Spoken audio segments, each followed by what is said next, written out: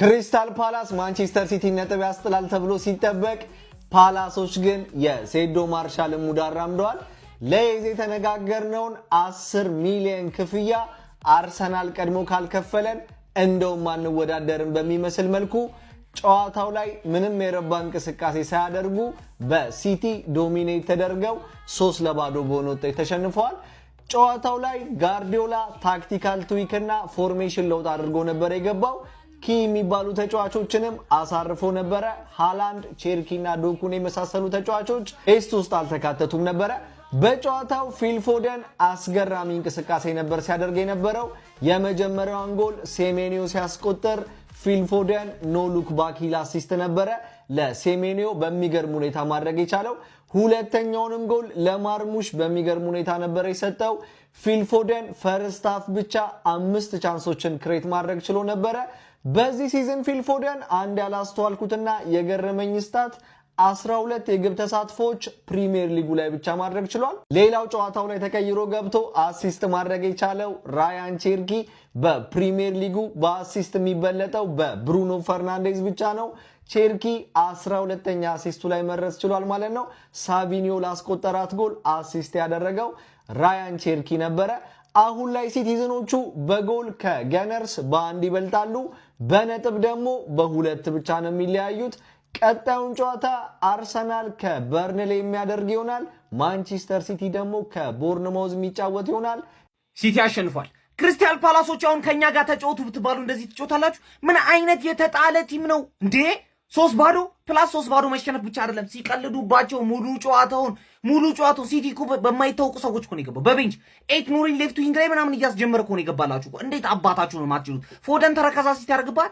ፎደን እኮ ስንት ጊዜ ኳስ ከነካ እኮ የቆየ ሰው እንዴ!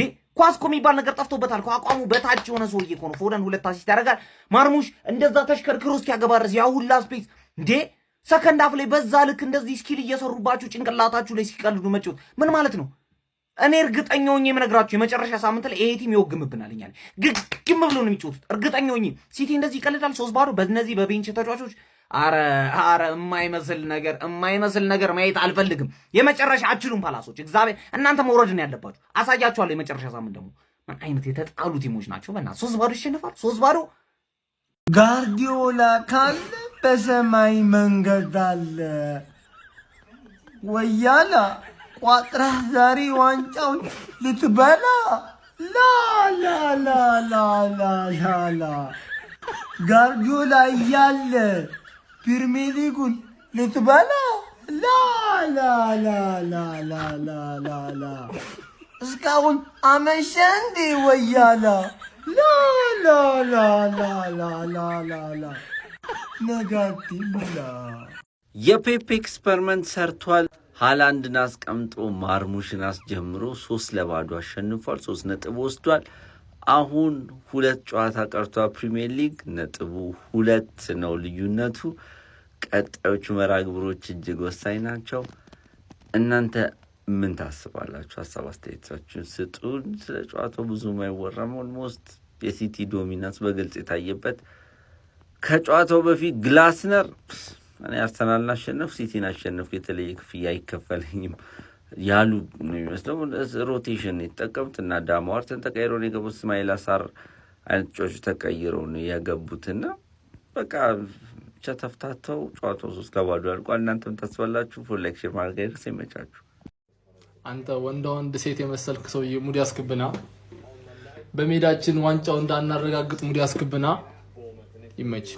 ይመች እንገናኛለን በሜዳህ ማለት ነው። ዋንጫውን የምናነሳው ላይ ጨፍረንብህ ነው። ምን ነው ማሰልጠን ባቆምኩ እስክትል ድረስ ጨፍረንብህ ነው ላይ የምንወጣው። አረ ቢስሚላ ምንም ፍላጎት እንኳን ለምንም እኮ ነው የሚጫወቱት። ግን ምን አለ አሁን 10 ሚሊዮናችሁን ብትወስዱ፣ እኛ ዛሬ ነገ ሰኞ ተጫውተን 10 ሚሊዮን ቀጥታ ብትወስዱ ምን ትሆናለህ? ደግሞ ስለ ቫር ያወራው ምናምን ሰብቻለሁ። ከአርሰናል ጋር ነው የሰውዬ ችግሩ። ጋርዲዮላ ጋር ተሳስቆ ሲወጣ ምናምን ነገር ጠርጥሬ ነበር ምንም እንትን እንደማይል ማለት ነውና እኛ በራሳችን እንወስናለን። ራሳችን በእንደሌንም እናንተንም ቀጥቅጠን እንወስናለን። አንተ ግን ያገናኘን ቀጣይ ሲዝን በተለይ ያገናኘን ቀጣዩንም ጌም ያገናኘን ቀጣይ ሲዝንም ያገናኘን መከራ ነው የምናበላ ፎቃቃ ፈላው የዘንድሮን ብቻ ከጉድ ያውጣል። የዘንድሮን ከጉድ ያውጣል። እስከ 38ኛ ሳምንት የሚሄድ አይነት ነገር ሆኗል። ቋጠሯችን ይቀጥላል። የሚፈጠረው አይታወቅም። ክሪስታል ፓላስ ግን አሮን ነው ወያለውን የሚያስጥለው አይመስለኝም። እኔ ተስፋ ያለኝ በበርንሌ ነው። በቃ ምንም የሚያጡት ነገር ስለሌለ በበርንሌ ነው ተስፋ የምጥለው እንጂ ክሪስታል ፓላስ ፎታ ነው። ያው 3-0 ተለጠለጠ።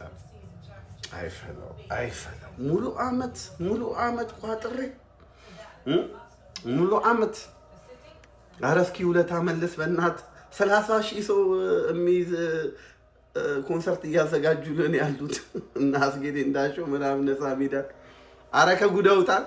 እስኪ ያ ኮንሰርት መላቀሻ ይሆንላቸው። ተመልሻለሁ። ለማንኛውም በጣም ጠፍቼ ነበረ። በጠፋው ሰዓት ደግሞ አንፎሎ ያደረጋችሁ በጣም ይመቻችሁ። ዋው በጣም ድጋፋችሁ ይመቻል። ነገር ግን አሁን ተመልሻለሁ። ያው ስመለስ ታውቃላችሁ ያለው ወደ ቦታው መላክ ነው የምፈልገው። ተስፋ አለ እስቲ 38ኛ ሳምንት ድረስ ይሄዳል። ግን ያው አድቫንቴጁ አርሰናል ላይ ነው ያለው፣ እጃቸው ላይ ነው ያለው። ወያሎቹ ጋር እና ያለን ብቻ ሆነ ተከናወነ። እኔም ብሎ ጠበቃ መጀመሪያ ራሴን በጠበቅኩ ደግሞ እኔም ብሎ ተሳሚ ውሻ ይሳመኝ። አይ እኔም ብሎ ሰላም አስከባሪ መጀመሪያ የራሴን ሰላም ባስከበርኩ ሆነ ተከናወነ። እሰይ የኢትዮጵያ ሕዝብ ተከናውኗል። ወዴት ነበር የሚሄደው? በዚህ ኮምፓሴን አጠፋችሁ። ኮምፓስሽ ይጥፋ። በዚህ ሰዓት ማለት ነው የአርሰናል ደጋፊ ያለበት ሁኔታ ክሪስታል ፓላስ አሸንፎ ወይ ነጥብ አስጥሎት እኛ በቃ ለዋንጫ ያለንን ጉዞ በደንብ እናሳምራለን ብሎ ሲያስቡ ጭራሽ ሲቲ የጎል ልዩነቱን ጥብብ ዜና እረፍት። እኔ አሁን በሆነ ስህተት ማለት ነው ነጥብ እንዳጥሉ እኔ ለአርሰናሎች በሆነ ስህተት ማለት ነጥብ እንዳጥሉ የምር ለመሰላችሁ ነጥብ በሆነ ስህተት ጣላችሁ ማለት በጎልም ተበልጣችኋል። ምንም ተስፋ የላችሁ። ሲቀጥል ደግሞ ማለት ነው ትክክለኛው ወንድም ጥላ ክሪስታል ፓላስ ትክክል። እንዴት ይሻላል? እንዴት ላርግልህ? ምን አይነት ይሻላል? ምንድን ነው የምትወደው? እንዴት ነው 3-2 የቱ ምረት? እስቲ አንተ ከኔ ይቅር አንተ ወሰድ። እንደዛ ያለ ነው የሚመስለው የምር። ግን ማለት የመጨረሻው ጨዋታ ላይ ግግም ቢልብህ ማለት ነው እንዳይደብር አርሰናል። እኔ ሲጀምር ታውቁኛ የለንደን ቲም እንትና ሲቀጥል ጋዜጣዊ መግለጫው ላይ የሰጠውን አስተያየት እንዳትረሱት። ጋርዲዮላ ፓላስ ነው ያለው፣ ክሪስታል ፓላስ። ለምን ክሪስታል ፓላስ አርሰናል ላይ ምን ሊሰራ እንደሚችል ያውቃል። ምክንያቱም ለንደን ናቸው ሁለቱም ቲሞች። አንድ እንትን ላይ ያሉ ቲሞች ስለሆኑ አንድ ከተማ ላይ ያለ ቲም ደግሞ አይደማመጥም። ይህንን ማወቅ አለባችሁ። ሊገግምበት ይችላል። ይህንን ነገር እኔ ብቻ አይደለም እየተሰማኛል፣ ሙሉ የአርሰናል ደጋፊ እየተሰማው ነው። ኤንዌይስ እኔ ደስ ብሎኛል። ትንሽ ነው የቀረን ደስታችንን ልናጣጠም። በትንንሽ ደስታ እንሸውድ። ይመቻችሁ። ፎሎ ማድረግ እንዳይረሳ። ማንቸስተር ሲቲ አላበቃም እያለን ይገኛል። ይባስ ብሎም በጎል ክፍያ ከአርሰናል በልጧል። ከአርሰናል አንገት ስርም መተንፈሱን ቀጥሏል። በቀር የፕሪሚየር ሊግ ጨዋታቸው የፔፕ ጋርዲዮላ ማንቸስተር ሲቲ ኦሊቨር ግላስነሩ ክሪስታል ፓላስ ኢታር ላይ በማስተናገድ በድጋሚ 3-0 በማሸነፍ ነጥባቸውን ወደ 77 ከፍ በማድረግ ከመድፈኞቹ አርሰናሎች ጋር ያላቸውን ነጥብ ልዩነት 2 ማድረግ ችለዋል። በዚህ ጨዋታ ላይ ሲቲዎች ቶታሊ ጌሙ ላይ የተሻለ ቡድንና ዶሚኔት ያደረገው ቡድን ነበሩ። ለሲቲ 3 ጎሎች ማስቆጠር የቻሉ ተጫዋቾች 32ኛው ደቂቃ ላይ ሴሜኒዮ እንዲሁም 40ኛው ደቂቃ ላይ ኦማር ማርሙሽና 83ኛው ደቂቃ ላይ ሳቪኒዮ ነበሩ። ሁለቱን አሲስቶች ማድረግ የቻሉ ተጫዋች ደግሞ ፊል ፎደን ነበር። ጥሩ የጨዋታ ክፍለ ጊዜም ማሳለፍ ችሎ ነበር። ክሬቲቪቲዎቹም በጣም ጥሩ የሚባሉ ነበሩ። እንዲሁም ደግሞ ተቀይሮ የገባው ራያን ቸርኪም ሌላ ቆንጆ የምትባል አሲስት ለሳቪኒዮ ማድረግ ችሎ ነበረ። በጨዋታ ላይ ፔፕ ጋርዲዮላ አሰላለፉ ላይ 6 ተጫዋቾችን እንግዲህ ቀይሮ ነበር የገባው። አዳዲስ ፊቶችን አስመልክቶ ነበር በላይናፑ ላይ። ነገር ግን ያም ቢሆን ሲቲ የበላይ ሆኖ ጨዋታውን ማጠናቀቅ ችሏል ከድንቅ ፐርፎርማንስ ጋር ማለት ነው። አሁንም ቢሆን ነገራቶች አላበቁም እያሉ ይገኛሉ። በአርሰናል በኩል ቀሪ ጨዋታዎችን ማሸነፍ ብቻ ይጠበቅበታል የፕሪሚየር ሊግ ዋንጫውን ለማሳካት። አለዚያ ግን ሲቲ ከጀርባው አንገቱ ስር እየተነፈሰበት እንደሚገኝ ነው የተመለከትን የምንገኘው። እናንተ ስለዚህ ጨዋታ ምን ትላላችሁ? ሀሳባችሁን አጋሩኝ። የፕላስ ምልክቱ መጫ እንዳትረሱ።